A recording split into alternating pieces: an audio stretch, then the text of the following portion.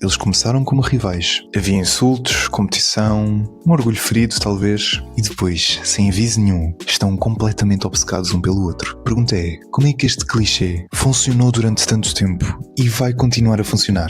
Qual é a psicologia que está por trás e como é que eu posso conseguir fazer isso no meu livro? Pois é, se há um género que está em literalmente todo lado, livros, filmes, fanfics, romances literários e eu arrisco mesmo até a dizer em comédias românticas, é o Enemies to Lovers. E isto não é por falta de imaginação, é porque psicologicamente mexe com muita coisa na nossa cabeça. E hoje eu quero-te mostrar isto em 3 ideias. O magnetismo do antagonista inicial, porque é que o conflito cria uma jornada emocional muito mais intensa e como é que o ódio se torna tão interessante como o amor. Mas antes de avançar para o vídeo, se ainda não me conheces, o meu nome é Bruno Barreira, sou um escritor de alta fantasia e o meu intuito aqui é ajudar todo o tipo de escritores a conseguirem finalmente escrever o livro deles e publicarem gastando o mínimo possível.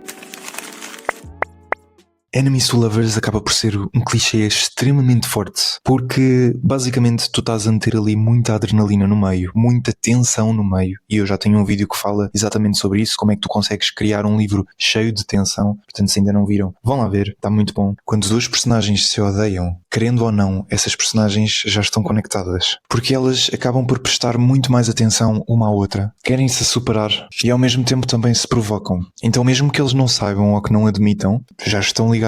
Eu vou dar um exemplo de como é que isto pode estar representado. São 2 personagens a batalhar, um homem e uma mulher. Entretanto a mulher aproxima-se e critica o sorriso arrogante dele. E depois ainda diz que ele se acha invencível. Ele sorri, aproxima-se mais dela com aquela calma fria e sussurra algo como: se eu não fosse forte, não estarias assim tão nervosa. Ok, estás a perceber mais ou menos a ideia. Portanto, se existe sempre aquela tensão e ao mesmo tempo eles são inimigos, tu estás sempre a pensar naquilo. E tu tens que pensar porque é uma forma de tu te conseguires defender para continuares vivo. E se tu estás sempre a pensar e ao mesmo tempo há sempre tensão, há sempre adrenalina, há sempre aquela coisa do coração acelerar, de sentires suores frios, de sentires talvez borboletas no estômago porque tu também estás nervoso ou nervosa. Todas essas coisas que tu vais sentir, o cérebro automaticamente confunde isso com o quê? Onde é que tu também sentes isso? Pois é, eu acho que nós os dois sabemos a resposta. O contrário do amor é a indiferença. O ódio, na verdade, é um sentimento muito próximo ao amor e ao mesmo tempo muito forte também. Normalmente num filme ou num livro romântico, o amor é a parte final, mas é aquilo que realmente prende o leitor, é o caminho todo. E no nicho de Enemies to Lovers, o caminho é simplesmente delicioso. E porquê? Porque existe toda aquela tensão no meio. As personagens quando falam uma com a outra, normalmente a linguagem é muito mais afiada. Há faísca, há um choque de valores, há uma guerra emocional constante. Os insultos, aquelas discussões, as provocações que fazem um com o outro, todas essas pequenas coisas funcionam quase como se fosse uma espécie de flerte. Quando o antagonista aparece e o personagem principal descreve que o corpo começa logo a ficar tenso, os batimentos cardíacos a aumentar, depois há aquela reviravolta em que um pica o outro, percebes que isso é quase como se fosse uma espécie de dança sensual entre os 2 personagens, só que nenhum quer tocar no outro. E ao mesmo tempo tão desejosos por o fazer. Então na verdade, tu começas a sentir excitação. Fogo, e olha como isto é incrível.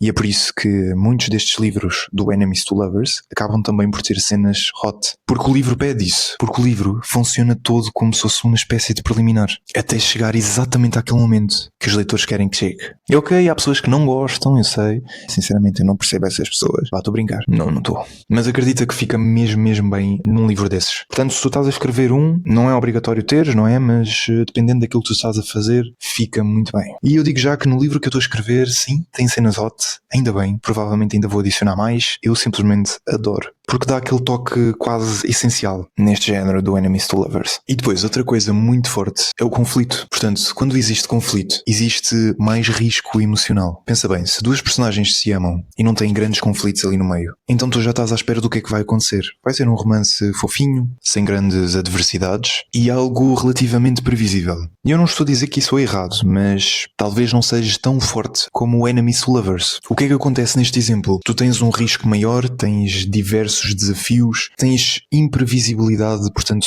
tu achas que pode acontecer uma determinada coisa, mas nunca sabes se ela realmente acontece ou não. Basicamente, com isto, tu consegues criar uma transformação muito maior e, ao mesmo tempo, real dos personagens. Ok, mas como é que tu podes colocar todas estas coisas no teu livro? Como é que tu podes realmente conseguir escrever um Enemies to Lovers? Então, primeiro tens que perceber que Enemies to Lovers é diferente de manipulação, é diferente de violência. Às vezes as pessoas tendem a pôr tudo no mesmo saco. E não é assim, ok? Pensa como se fosse uma espécie de dança. Uma dança em que os dois são rivais e os dois estão a competir um contra o outro, mas eles não se tocam, percebes? É como se houvesse ali uma coisa mesmo tensa, mas isso nunca é humilhação, nunca é maltratar a outra pessoa. Há que ter muita atenção nisso, porque senão o teu livro acaba por ceder determinadas coisas que não deveriam ser cedidas. Acaba por ser outra coisa e não exatamente um enemies to lovers. Depois tens de conseguir criar um obstáculo que seja realmente grande. Por exemplo, porque é que as duas personagens se odeiam? Não convém que se odeiem simplesmente porque sim. Podem se odiar por serem famílias rivais, mas depois descobrem que afinal não se odeiam.